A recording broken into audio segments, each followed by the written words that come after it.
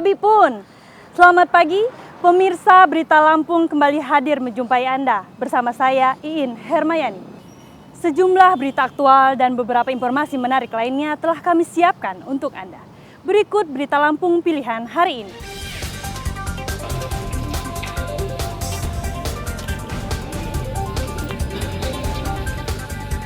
Dua pemuda membunuh tetangganya akibat dendam adiknya sering dihina.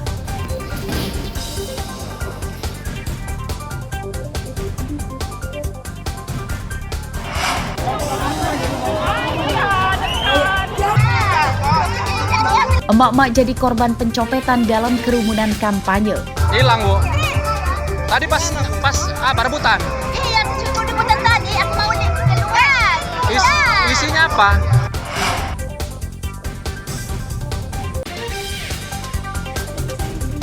Menilik tempat wisata air terjun Talang Rabun di tengah hutan.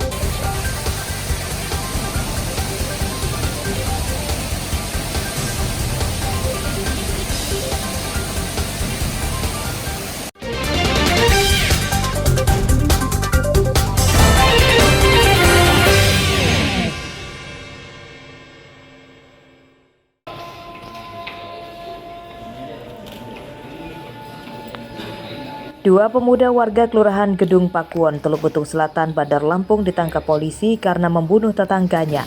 Tersangka Rifki Novansyah dan Muhammad Amin ditangkap di tempat persembunyiannya setelah sempat buron selama 1 hari. Pembunuhan terhadap Reza Irawan terjadi pada hari Minggu di Jalan Raden Imba Kusuma, Sukadanahan, Bandar Lampung. Kedua tersangka merencanakan pembunuhan tersebut. Korban diajak naik motor dan dibawa ke sebuah jalan yang sepi yang kemudian dianiaya dengan senjata tajam. Korban kenal, tetangga. Ya. Korban tetangga. Yang jemputnya siapa ke rumah?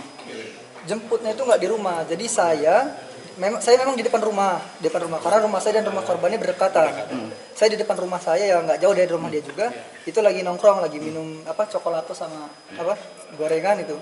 Nah, jadi lewatlah dia beberapa kali. Setelah beberapa kali itu barulah timbul rasa ingin membalaskan dendam itu, karena memang setiap melihat itu ya memang rasa itu selalu muncul seperti itu. Tapi itu sudah kapan itu korban ngelakuin penganiayaan sama adik itu? Kapan itu? sudah lama itu.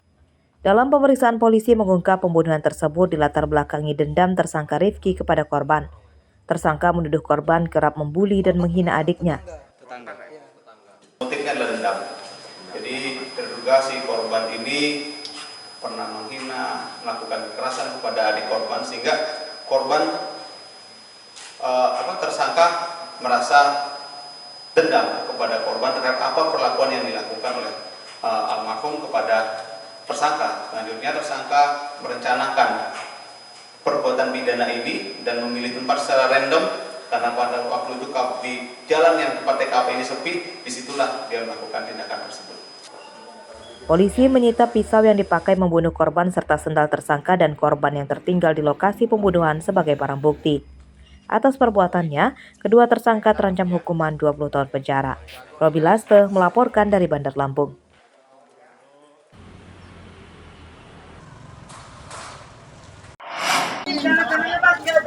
Di dalam gorong-gorong.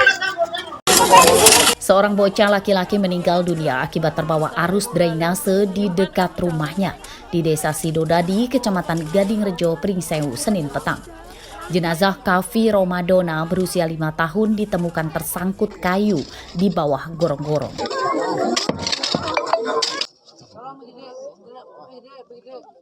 Warga bergotong royong membongkar gorong-gorong ini dan jenazah bisa dievakuasi.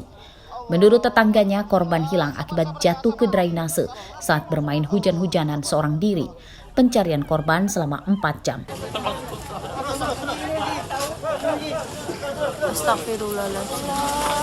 Yang saya tahu, anak itu hujan-hujanan.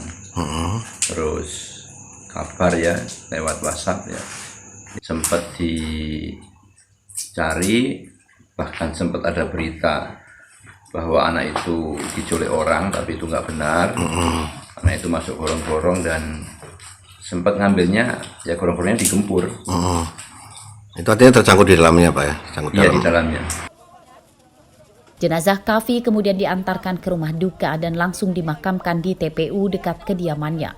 Pamong Desa mengimbau warga supaya meningkatkan pengawasan putra-putrinya yang masih balita saat bermain hujan-hujanan. Sebab ukuran drainase di daerah ini lebar dan dalam. Saat hujan, drainase dialiri air yang deras. Asep Saifullah melaporkan dari Pringsewu.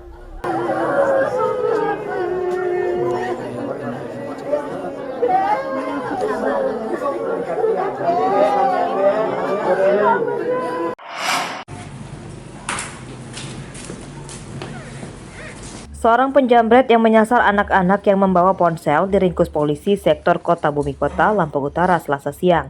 Tersangka Dwi Adrianto ditangkap di rumahnya di Desa Tanjung Serupa, Gedung Pakuwon, Waikanan tanpa melawan. Dalam pemeriksaan polisi mengungkap tersangka menjamret sebanyak 3 kali di Lampung Utara. Ia menyasar anak-anak yang sedang memainkan ponsel di luar rumah atau di pinggir jalan. Tersangka menghampiri korban berpura-pura menanyakan alamat dan saat korban lengah, tersangka merampas ponsel korban dan kabur. Saya ngambil HP, Pak. Gimana caranya? Saya ambil dari kecil ke pondok itu. Pakai apa kamu jambret itu? Saya naik motor pakai tangan ngambil ini. Udah berapa kali kamu lakukan? Kali ini, Pak. Baru ini. HP itu kamu kemanain? Saya pakai di rumah, Pak. Bukan ada niat untuk ambil HP, Pak, awalnya. Saya dari Pekanratu mau ke Sediraman, Pak mertua, mau minjem duit, misalnya, Pak. Jadi untuk modus operandi pelaku ini hunting ya, jalan dengan menggunakan sepeda motor, kemudian melihat sasaran anak kecil sedang berjalan di pinggir jalan, kemudian pura-pura bertanya, kemudian pelaku merampas HP milik anak kecil tersebut kemudian kabur. Dia karena motifnya kepepet. Ini tuh kurang paham, Pak, pagi. Motor tersangka disita sebagai barang bukti, sementara ponsel hasil kejahatannya sudah dijual ke penadah dan kini masih dalam penyelidikan. Atas perbuatannya, tersangka terancam hukuman 7 tahun penjara. Ardio Haba melaporkan dari Lampung Utara.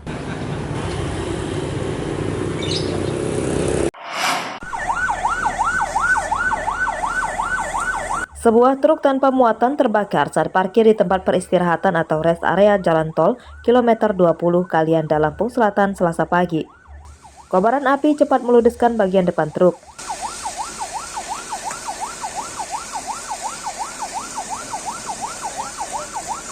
Petugas mengerahkan 1 unit mobil damkar ke lokasi. Truk ini terbakar saat dalam perjalanan dari Balaraja menuju Bandar Lampung. Truk terbakar saat parkir dan pengemudinya sedang ke kamar mandi.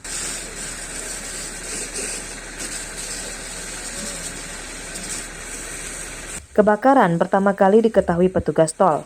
Penyebab kebakaran diduga korsleting listrik pada kotak atau box sekring di dalam kabin truk. Bahwa telah terjadi kebakaran sebuah mobil truk ya di kilometer 20 pasnya di rest area. Kami terima laporan dari petugas tol bahwa telah terdapat kebakaran mobil yang diduga terjadi korsleting listrik akibat sikring yang sudah tidak standar lagi. Kebakaran truk tidak menyebabkan korban jiwa dan luka. Kebakaran juga tidak meluas sebab api cepat bisa dipadamkan, namun kerugian korban ditaksir lebih dari 400 juta rupiah. Aris Susanto melaporkan dari Lampung Selatan.